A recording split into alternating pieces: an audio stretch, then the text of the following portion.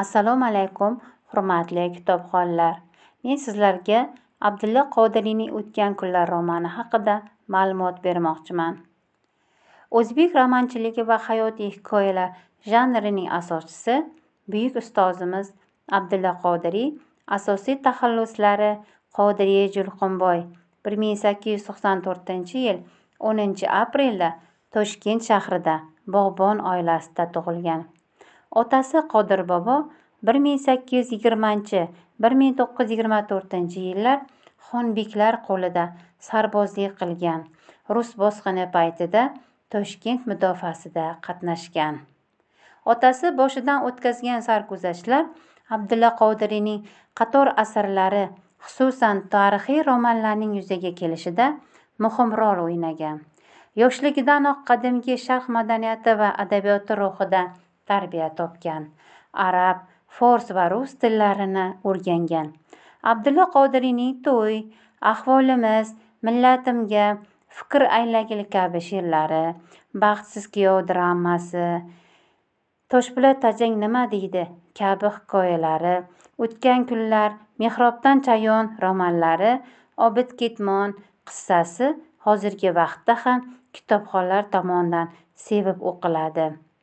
Jahon adabiyotini ixlos bilan mutolaa qilgan Abdulla Qodiriy sho'ro hokimiyatining dastlabki yillarida qizg'in jurnalistik faoliyati bilan o'zbek adabiyotidagi birinchi roman O'tgan kunlarni yaratdi. Romandagi boblar 1922-yil Inqilob jurnalida e'lon qilindi. 1924-1926-yillarni har bir bo'limi alohida kitobxonida bosildi. O'tgan kunlar yaratilgan davr o'zbek xalqi uchun millatning erki, ozodligi, mustaqilligi, jahondagi o'rni masalasi hayot-mamot ahamiyatiga molik edi.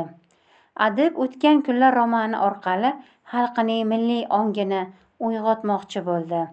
Tariximizning eng qora kunlari yurtni mustahkamlama balosiga giriftor etgan keyingi xon zamonlari 19-asr o'rtasidagi mudhish tarixiy jarayonlar haqida so'z ochib, bu ayanchli haqiqatdan xalqqa saboq bermoqchi bo'ldi. Asarning bosh qahramonlari Otabek va Yusufbek hojilar shu yurt istiqloli, farovonligi, osoyishtaligi yo'lida hayotini, jonini tikkan fidoyi kishilardir. O'tgan kunlar bamisoli ulkan va tiniq ko'zgu, unda o'zbek millatining muayyan tarixiy sharoit, vaziyatdagi turmushi, urf-odatlari, ruhiy, ma'naviy dunyo qiyofasi keng ko'lamda aniq gavdalantirilgan.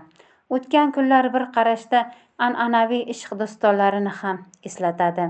Unda Otabek va Ko'mishning ishqiy sarguzashtlari juda katta mahorat bilan tasvir etilgan. Sir emaski shunday asarlar bor, bir o'qilib so'ngra kitobxon yodidan ko'tarilib ketadi. Aksincha shunday asarlar bo'ladiki, vaqt o'tsa-da o'zining muxlisini, asosiysi badiiy ahamiyatini sira yo'qotmaydi.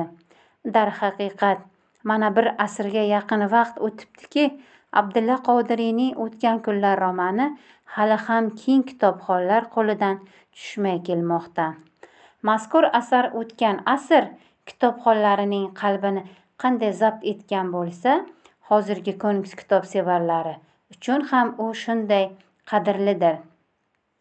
Aytish kerakki, ushbu romanning yaratilish tarixi, uning mazmun mohiyati xususida adabiyotshunosligimizda keng ilmiy ishlar olib borilib, bu to'g'rida ko'plab ilmiy maqolalar hamda kitoblar yozilgan. Albatta, har birimiz yangi ish avvalida kamchilik bilan yuzaga chiqishi mumkin. Ammo ahamiyatli tomoni shuki, O'tgan kunlar romanchiligimizdagi birinchi asar bo'lishiga qaramay, u o'zining badiiy salohiyati bilan hamon adabiyoti olamida yuksak o'ringa ega bo'lib qolmoqda. E'tiborlisi shuki, romanni takror o'qiganingiz sari avvalgi mutolaalarda sezilmagan ajib sirlikni topganday bo'laverasiz. Roman shunchaki ikki inson o'rtasidagi sevgini emas, balki ijtimoiy hayotimizning turli jihatlarini, ota, ona va farzand, qaynona va kelin munosabatlarini, kishilar orasidagi ezgulik, mehr-oqibat bilan bir qatorda razillik, qabohat, ilmsizlik kabi illatlarning fojiaviy tomonlarini ham ko'rsatib beradi. Hozirgi avlod yoshlari O'tgan kunlar romanini o'tayotgan kunlarda qunt bilan mutolaa qilishi maqsadga muvofiqdir.